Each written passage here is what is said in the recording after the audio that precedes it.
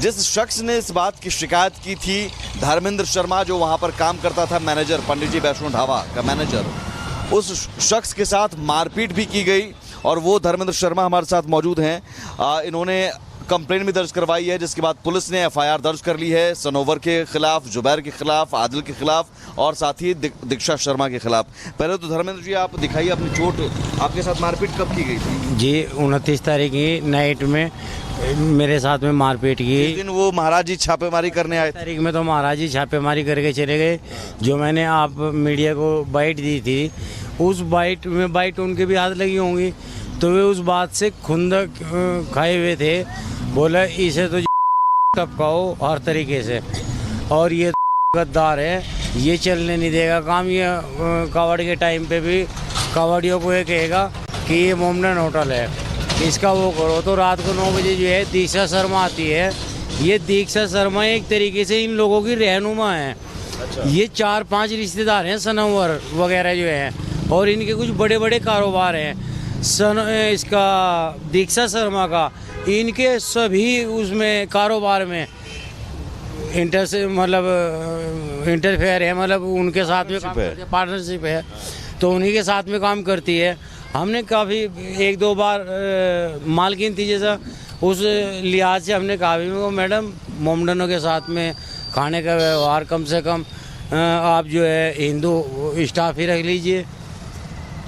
उसने कहा कि सनोवर और आदिल मेरे सब कुछ हैं, और जो इसके फूफा वगैरह हैं वे मेरे सब कुछ हैं, मैं ब्राह्मणी हुई नहीं। खुद दीक्षा शर्मा का मेरे लिए भी आन था, नौकरी करनी है कर, नहीं तो हमें कोई कमी नहीं है, 10 मैनेजर बुला लेंगे अभी हम। देखिए, बहुत सवाल पूछे गए, बहुत सारे बयान आए। जरा आपको एक रिकैप दे देते हैं किसका क्या क्या बयान आया है। एसटी हसन ने कल कहा कि मुसलमानों से धर्म पूछना आतंकवाद है और ये पहलगाम जैसी घटना है। असदुद्दीन ओवैसी ने कहा कि आधार कार्ड चेक करना सरासर गलत है। वहीं रविदास मेहरोत्रा, इनका तो ताजा बयान है, सुनवाएंगे भी, अभी आया बयान। बीजेपी और आतंकवादियों में कोई अंतर नहीं है, ये कह दिया। बीजेपी की तुलना आतंकवादियों से कर दी। गोपाल, क्योंकि अब तजम्मुल निकल चुका है, ऐसे में अब ये सनातन विरोधी क्या बोलेंगे, ये बहुत बड़ा प्रश्न है, क्योंकि अब तो कहानी पूरी सामने आ गई कि चेहरा कुछ और, पहचान कुछ और। रविदास मेहरोत्रा का क्योंकि बयान आज ही आया है सपा नेताओं की लिस्ट में, जो सनातन विरोधी, इनका भी नाम जुड़ गया। सुनिए जरा इन्होंने क्या कहा है। देखिए, हमने आपातकाल देखा नहीं है। हमने आपातकाल में 20 महीने जेल काटी है और 50 सालों से संघर्ष कर रहे हैं।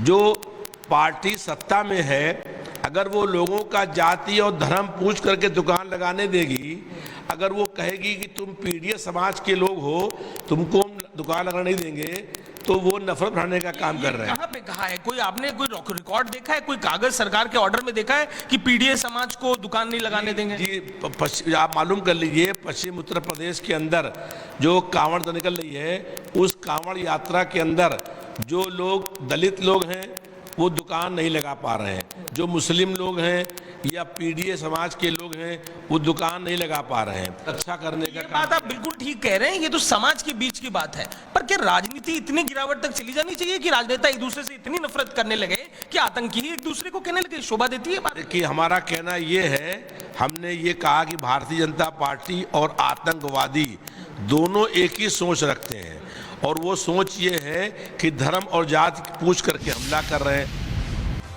तो देखिए, अभी भी कह रहे हैं कि धर्म और जाति पूछकर हमला हो रहा है, इसीलिए हम कह रहे हैं कि आतंकवादी है। इस तरह का कहीं ना कहीं रिएक्शन अपने आप में बहुत प्रश्न खड़े करता है। दिनेश शर्मा, राज्यसभा सांसद, इसको लेकर सीधे सीधे कह रहे हैं कि ये वक्त तुष्टीकरण का नहीं, ये सशक्तिकरण का है। सुनिए जरा।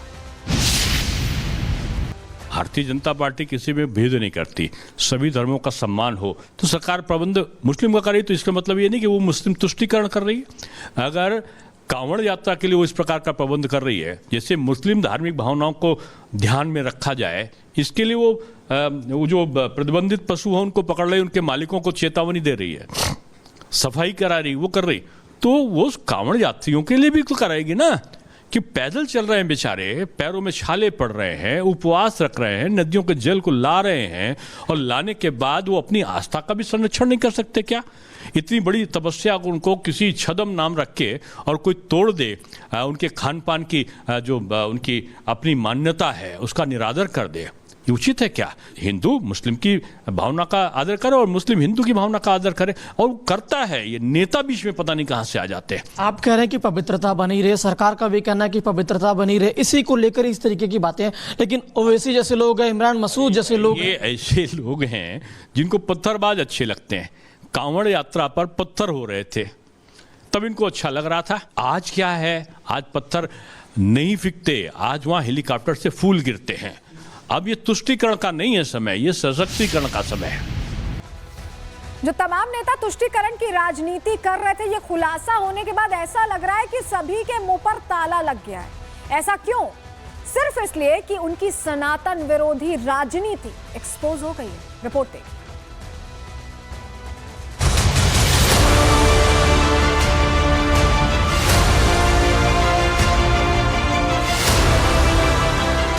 क्या इनमें और उन आतंकवादियों में कोई फर्क है जिन्होंने धर्म पूछ के पहलगाम के अंदर गोलियां मारी थी? ये भी एक तरह के आतंकवादी हैं और वो भी आतंकवादी थे। उसका आधार कार्ड दो बोले, वो नहीं। ये होते कौन? ये विजिलेंटी होते कौन ग्रुप्स? ये सरकार चला रहे या फिर एडमिनिस्ट्रेशन सरकार चला रहा? भारतीय जनता पार्टी और आतंकवादियों में कोई अंतर नहीं है। फला नाम का है, फला मजहब का है, इसके तो कुछ नहीं खरीदना। तो इस तरह की ये मानसिकता अच्छी नहीं है। जो सनातन विरोधी कल तक सवाल उठा रहे थे, तजम्मुल से गोपाल बने शख्स का बचाव कर रहे थे, सनातन विरोधी साजिशों को हवा दे रहे थे, वो अब क्या बोलेंगे और किस मुंह से बोलेंगे?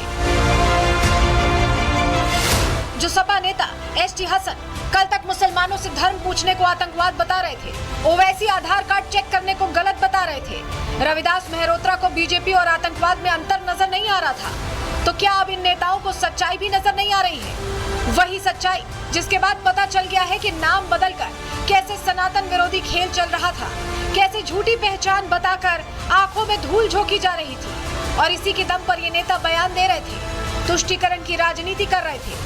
लेकिन अब सच्चाई सामने आने के बाद शायद मुंह पर ताला लग गया है और उनकी सनातन विरोधी राजनीति एक्सपोज हो गई है। इसके अलावा समाजवादी पार्टी के नेता जिस ढंग से कांवड़ यात्रियों को तरह तरह के अनर्गल आरोप दे रहे हैं, प्रदेश की जनता कभी स्वीकार नहीं करेगी और समय आने पर इसका जवाब मिलेगा। और प्रदेश को दंगों की आग में समाजवादी पार्टी हमेशा झोंकना चाहती है और प्रदेश के लोग इनकी तुष्टीकरण की राजनीति को समझ चुके हैं। कांग्रेस, सपा, बसपा के लोगों ने नफरत का बीज बोया है। उस नफरत से निजात दिलाने के लिए कोई उपद्रव न हो, इस नाते जो है सरकार फैसला ली है। और किसी से कोई दुश्मनी थोड़ा है किसी का। कोई नया बात थोड़ी इन लोगों के लिए। जो भी विपक्ष है, खासकर समाजवादी पार्टी का दृष्टिकोण कितने तुष्टीकरण का रहा है, पूरा आम व्यक्ति जानता है, आम समाज जानता है, पूरा प्रदेश जानता है। मतलब साफ है कि सनातन को सॉफ्ट टारगेट बनाकर नफरत की राजनीति करने वाले नेताओं का खेल अब सामने आ गया है। यही वजह है कि बीजेपी नेता अब आरोप लगा रहे हैं कि समाजवादी पार्टी के अध्यक्ष अखिलेश यादव के इशारों पर ही सपा के नेता सनातन विरोधी बयान दे रहे हैं। ये समाजवादी पार्टी के सिलसिलेवार बयान जो है अखिलेश यादव के निर्देश पर हो रहे हैं और इसके पीछे इंडिया अलायंस खड़ा है। ये चाहते हैं कि सांप्रदायिक सद्भाव बिगड़े, हिंदुओं के त्योहारों में बाधाएं पड़े और इससे मजहबी गोलबंदी होगी, वोट बैंक का निर्माण होगा। लेकिन ये कोशिश बहुत महंगी पड़ी। समाजवादी पार्टी के नेताओं का मानसिक संतुलन बिगड़ चुका है। ये सोचा समझा वोट बैंक का उद्योग है कि सनातन को दो गाली और जनता को भी दो गाली, क्योंकि ये है इनकी वोट बैंक की प्रणाली। साफ है कि कांवड़ियों के अपमान पर सियासी घमासान मचा हुआ है, क्योंकि जिस तजम्मुल के पाले में सनातन विरोधी नेता खुलकर खड़े हो गए थे, जिस पार्टी के मुखिया अखिलेश यादव सनातन का अपमान करने का कोई मौका नहीं चूकते हैं, अब उन्हीं नेताओं से हिंदूवादी संगठन सच्चाई सामने आने के बाद माफी की मांग कर रहे हैं। Bureau report, Republic Bharat.